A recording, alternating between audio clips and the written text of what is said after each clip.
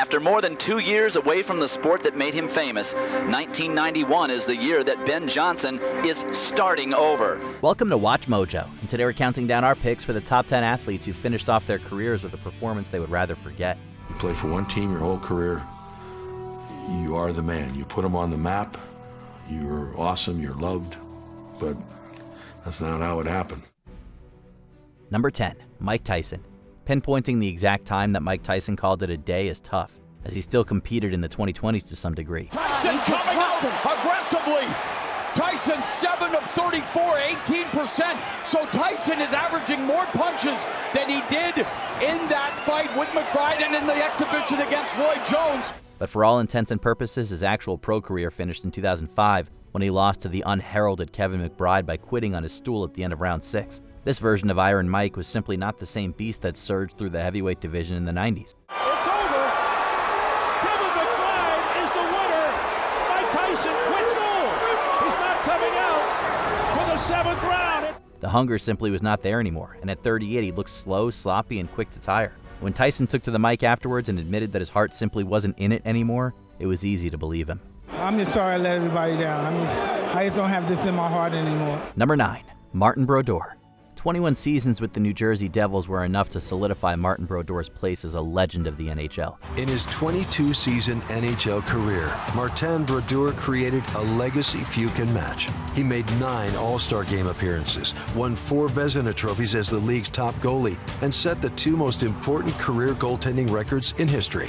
But the less we say about his 1 year with the St. Louis Blues, the better. The goaltender was a shadow of his former self, and by the time his final season was concluding, he was relegated to 3rd choice in his position. I stayed for a few more weeks, just being the 3rd goalie behind Jake, and so I knew that the writing was in the sky. I was not going to play much the rest of the year. Sure, age catches up with everyone, and a 22-season career is something to be very proud of, but we can't help but shake the feeling that Brodeur hung around a little too long. It was kind of a surreal moment a little bit to play for a different franchise, but right away I got into the game and it was fun. Number 8, Patrick Ewing.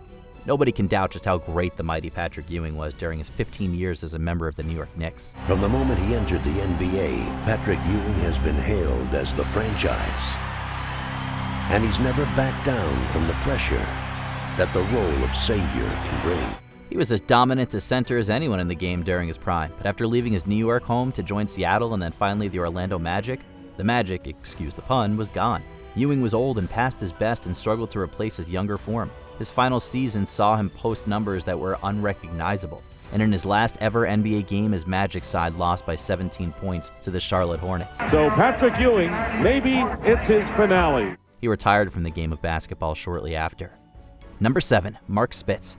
Mark Spitz's incredible 7-medal performance at the 1972 Olympic Games was a revelation for the sport of swimming. So when he decided to retire at the age of just 22, it came as an unbelievable shock. But despite walking away before he had ever even come close to his physical prime, the Mark Spitz story was not finished, not yet at least. 19 years later, at the grand old age of 41, Spitz decided to try to make the 1992 Olympic team. Unfortunately, time had not been kind to his athletic prowess, and he failed, coming in 2 seconds slower than the Olympic standard. His final retirement came shortly after. Number 6, Zinedine Zidane. Zinedine Zidane was one of the greatest players of his entire generation, and he looked like he was about to cap off his career with one truly special World Cup campaign. It wasn't supposed to end this way. One of the game's greatest ever players playing his last game as a professional in the biggest fixture on the planet. But in the final 10 minutes, some vicious taunting from Italy's Marco Materazzi led Zidane to headbutt him directly to his chest. This led to his dismissal from the game. Italy ended up winning the match after extra time, taking home the trophy in the process. If he scores, Italy have won the World Cup. They have! Little did we know it would be the last time we saw Zizou playing.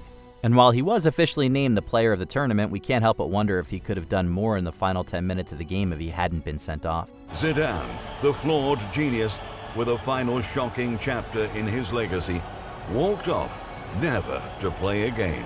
Number 5, Bjorn Borg. When Bjorn Borg decided to retire in 1983 at the very peak of his powers at the age of 26, it was the last thing anyone expected. The only people who knew that I'm going to step away from the tennis was my parents and Leonard. My parents said, we support you whatever you want. So when he ended that retirement in 1991, it was a big deal and a source of much anticipation from the general public. However, the game had moved on and Borg hadn't even updated his old wooden racket. In the spring of 1991, when he at last decided to return to what he knew best, the technology he brought with him was long outdated. He failed to win a single match over the next 2 years. His final ever tour match at the Kremlin Cup in Moscow saw him come the closest to actually winning, but he still lost to Alexander Volkov in a spirited effort. I didn't win one match. He waited too long. 10 years is too much. Even if you're Bjorn Borg. Number 4, Ian Thorpe. When you have a special talent, you really need to strike while the iron's hot or risk losing it. When I decided to stop, I was really happy with that. I was really pleased that, I'd been able to step away from something that, was really, making me miserable. Ian Thorpe was as good as it got in the world of swimming during the 2004 Olympics in Athens. But when he took an 8-year hiatus from competition and tried to qualify Team Australia ahead of the London 2012 games, he simply couldn't do it. The more time I've had to digest, the more disappointed I am. The special thing that made him such a dominant force earlier in life was gone. When he couldn't get onto the Olympic team, he still maintained his interest in competing at major tournaments in 2013 and 2014, but injuries forced him back into retirement. It didn't go my way, but that's life. It isn't always perfect. Number 3, Ben Johnson. Ben Johnson had one of the most infamous falls from grace of all time. Everybody cheats. Who doesn't cheat in life? Everybody cheats in taxes. Everybody cheats in everything. Why Ben Johnson? I'm not the only one in this world. As a superstar sprinter who appeared to be a generationally gifted athlete, Johnson was a true superstar in the making, or at least he was until he was exposed as a massive cheat. PEDs were rampant in athletics during his time, but Johnson quickly became a poster boy for them. The cost of Ben's cheating has been enormous. Personally, it has cost him an estimated $10 million in endorsements from 1988 to 1992. However, he did not let this fully deter him. And in 1991, once the heat had died down, he attempted a comeback. After middling performances in 91 and 92, he won the 50 meters in Grenoble in 1993. But any hopes of a true return to form were dashed when he tested positive for excess testosterone. He earned a lifetime ban and never ran professionally again. In accordance with the rules of the Federation, the athlete is immediately suspended from any athletic competition. Number 2, Brett Favre. Brett Favre's final season with the Minnesota Vikings made it very clear that he was on his way out of the sport. Throws back across the middle, and he's intercepted. And Porter there to make the interception, and Favre knows he made a huge mistake. Favre wasn't the same athlete, nor did the numbers make it look any better. But in his final ever game versus the Chicago Bears, he got sacked by the opposition's defensive end, suffering a concussion in the process. And while his arm was still potent, the hits were taking a punishing toll. As he staggered off the field, little did he know that it would be his last ever appearance in the NFL. He tried to get back out there in the team's subsequent matchups, but he needed more time to overcome his concussion. Eventually, the season ended and Favre announced that he was done. The most dynamic player of his generation ended his career in street clothes on the bench, but finally at peace. Before we unveil our top pick, here are a few honorable mentions. Bernard Hopkins, knocked out of the ring by Joe Smith Jr. Is it over? Jim, it should be over. If you get knocked out of the ring, you got 20 seconds to get back into the ring. Bernard Hopkins didn't do it. It should be over. Franco Harris looked like a shell of himself in his final game. It is truly immeasurable and certainly unforgettable. Don't forget us! Johnny Unitas utterly failed to impact his last ever Chargers appearance. They were a team at that point that had to be rebuilt, and then you're not going to rebuild with a 40-year-old quarterback, no matter how much of a god he is. Ian Botham, international career came to an underwhelming end. It's very frustrating when you can't perform as you had before, so it just made sense to me, well, get out. Joe Louis, finished in his final fight by the great Rocky Marciano. Well, Joe Louis was fighting clearly just for the money. He was fighting a much younger man.